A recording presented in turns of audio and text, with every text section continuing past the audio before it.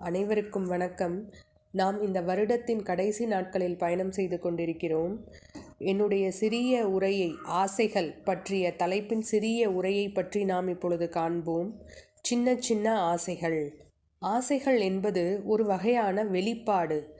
இந்த புடவை நல்லா இருக்கும், நாளைக்கு கட்டிக்கொள்ளலாம் என்பது ஒரு பெண் நினைக்கும் போது தன்னை அழகாக காண்பித்து கொள்ள அந்த பெண்ணின் வெளிப்பாடு அது.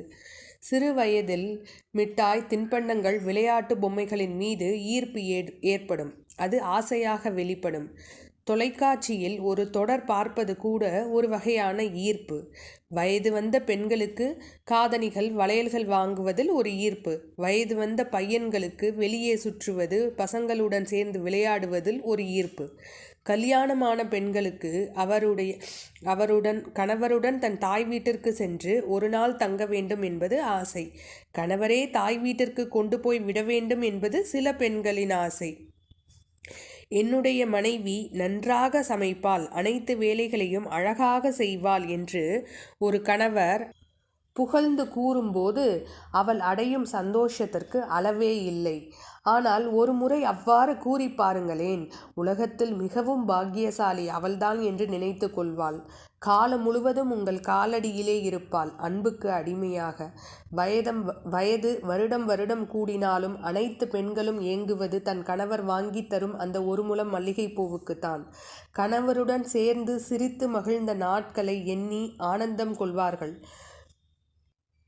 ஆண்கள் மனதிலும் ஆசைகள் இருக்கும். ஆனால் அவர்கள் வெளியில் காட்ட மாட்டார்கள். அதிகபட்ச ஆசை அவர்களின் தாய் தந்தையரை தன்னுடைய மனைவி நன்றாக பார்த்து கொள்ள வேண்டும் என்பதுதான் அவர்களின் அதிகபட்ச ஆசை. விதவிதமாக தன்னுடைய மனைவி சமைக்க வேண்டும், முகம் மாறாமல் பரிமாற வேண்டும். அவர்களுடைய எதிர்பார்ப்பு அவ்வளவுதான். தன்னுடைய குழந்தைகளை நன்கு வளர்க்க வேண்டும். முக்கியமாக ஒன்று, அவர்கள் சம்பாத்தியத்தில் செலவு செய்து சிக்கனமாக வாழ வேண்டும். அவர்களின் வட்டம் மிகச் சிறியது, நம்மால் அதை காப்பாற்ற முடியும். ஆகவே ஆசைப்படலாம், ஆனால் அளவோடு ஆசைப்பட வேண்டும். ஒவ்வொரு நாளும் ஒரு புதிய மலர் போன்றது. அடுத்தவர்களின் ஆசைகளை நிறைவேற்றி அவர்களை சந்தோஷப்படுத்துங்கள். உங்களுடைய ஆசைகள் தானாகவே நிறைவேறும்.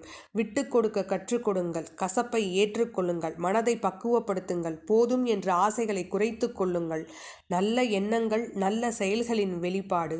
இந்த கருத்துக்கள் உங்களுக்கு பிடித்திருக்கும் என்று நம்புகிறேன். பிடித்தால் ஒரு லைக் செய்யுங்கள்.